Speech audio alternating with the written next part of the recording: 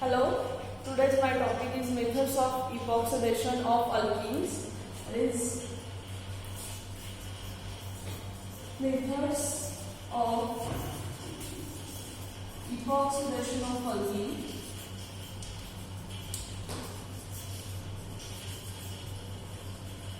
In that we are going to see three methods of epoxidation of alkene. First is from peracid. Second one is from halohydric intermediate.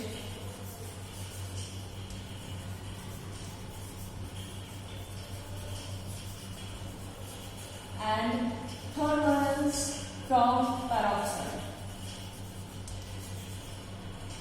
First of all, we will see what is epoxide. The epoxide is three-member ring containing oxygen. Three-member ring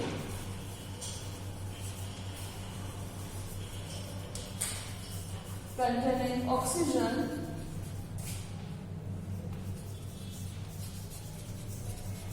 is called epoxide, or it is also called oxidants. Then how will we synthesize that epoxide from using these three reagents? We will see one by one. First of all, by using peracid, how will we synthesize epoxide from peracid? What is peracid? When there is one extra oxygen in your acid, then it is called peracid, and it may be represented by RCO3H, in which one oxygen, if we drop the structure for this, then it is OOH. Here this oxygen is electrophilic in nature, and therefore this method of epoxidation is electrophilic epoxidation.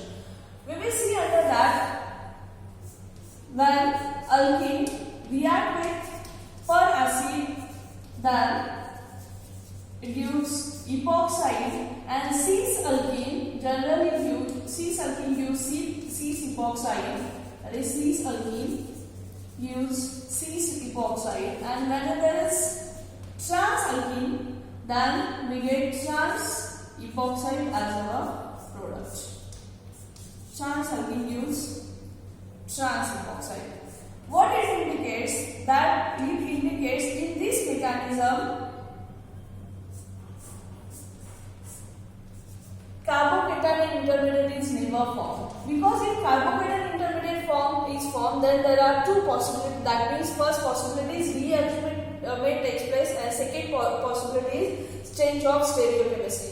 And these two possibilities are ruled out. Therefore, this mechanism never takes place through carbocation intermediate. Then what mechanism takes place here? We will see mechanism step by step here. Mechanism for this epoxidation. First of all, peracid, generally used peracid is MCPBA, that is metachloroperbenzoic acid, or maybe it is perbenzoic acid, or it may be peracetic acid. These three acids generally used for epoxidation here, and widely used epoxide is metachloroperbenzoic acid. What is metachloroperbenzoic acid is, you have this function group, and which is used for epoxidation of alkene. What mechanism takes place here? Your epoxide oxygen acts as an electrophile here. This is your epoxide, and then that electrophile, on that electrophilic oxygen attack of nucleophilic. Here alkene acts as a nucleophile, and this peracid acts as a electrophile here. That means on electrophilic oxygen, nucleophilic double bond or pi bond will attack here, and then we get this bond again.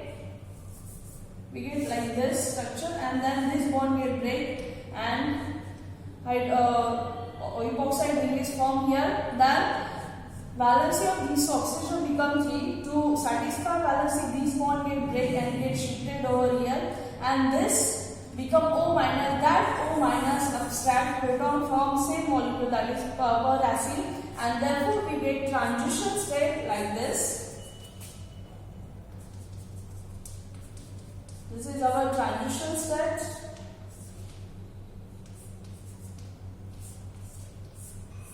in which oxygen is partially attached to this and we get this type of transition state, and that transition state is called butterfly transition state. And from this transition state finally we get our product, that is epoxide here, like this. As we see, that is there is no formation of carbocation, therefore C-sulfine, as we start from C-sulfine we get C-epoxide as our product. And if we react that epoxide with base, for example if we consider NaOH is there, then we get diol, and C-epoxide always get, from C-epoxide we get trans-diol, because another OH minus will attack from back side of your epoxide because there is repulsion between lone pair of oxygen and O minus, and therefore here we get trans-diol as your product, like this, and this is our hydrogen, that means we get trans-diol from epoxide. This is our first method of epoxidation by using peracid. Now second method is by using halohydrin formation, that means by using halogen in presence of water. For example, if we react alkene, if we take cyclohexene as your alkene, when it react with Br2 in presence of water, then we get epoxide product. And second reagent is NaOH, that is base, in presence of base we get epoxide. What is the mechanism for this reaction? First of all, alkene, that is cyclohexene, react with bromine. You know, in bromine there is one bromine is partially positively charged and one bromine atom is partially negatively charged. Here double bond or alkene will attack on one of the bromine atom, and therefore lone pair of oxygen will attack back. Therefore you get bromonium ion intermediate and one bromine get as a Br minus. That means you get bromonium ion as intermediate, that is positively charged bromine is there.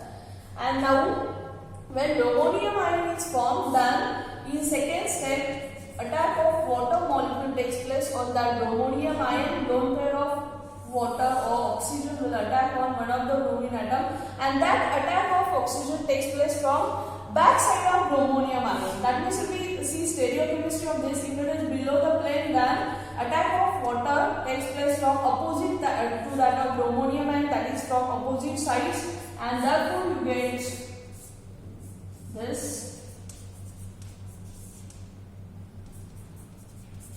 Br, and this is from above plane.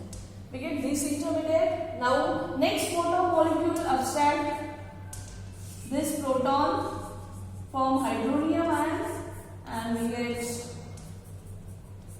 Br and OH. It is intermediate, it is called bromohydrin intermediate or halohydrin intermediate we get.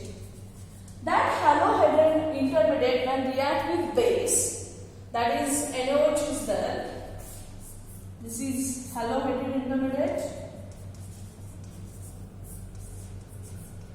When it reacts with base, for example NaOH is our base, then OH minus acts as a nucleophile and nucleophile here, and bromine acts as a leaving group here, and therefore that nucleophile abstract proton from your alcohol, and we get O minus there, that is oxygen with negative charge,